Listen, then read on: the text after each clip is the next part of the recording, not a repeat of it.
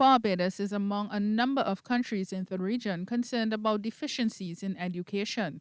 Senior Minister and Minister of Foreign Affairs and Foreign Trade, Carrie Simmons, says transformation of that sector was among matters discussed at an emergency meeting of heads of government of the region last Friday. He says last year, 4% of candidates who sat the Caribbean Examination Council exams earned 5 passes or more, compared to 46% in the United Kingdom. We cannot have a fraud perpetrated on Barbados. This is real. As they say in America, this is real, folks. And we are getting a wake-up call, which I want to spend a little time talking to you about as well. Because the world that you lived in and that I grew up in no longer exists. Minister of Training and Tertiary Education, Sandra Husband, says the Barbados educational system has failed the youth of this country by not equipping them with the necessary tools to take care of themselves. She says over the last 10 years, 20 to 30,000 young people have been underserved, which has unconsciously created a pipeline that flows onto a block and into crime.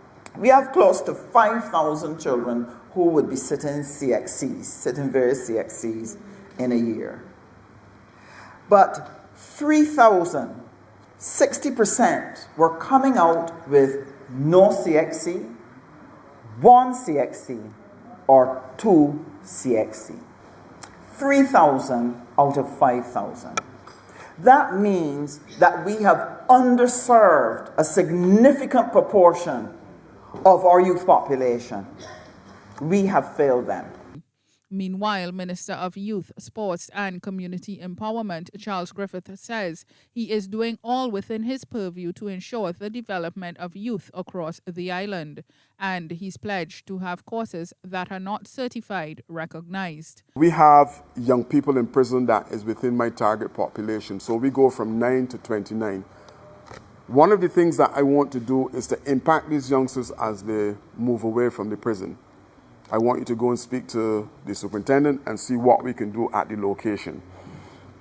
Last month, I went to a graduation at the prison where 36 youngsters graduated from our training that went into the prison system. Barbadians who can contribute to this change are encouraged to reach out to the relevant ministries. Rachelle Agard, CBC News.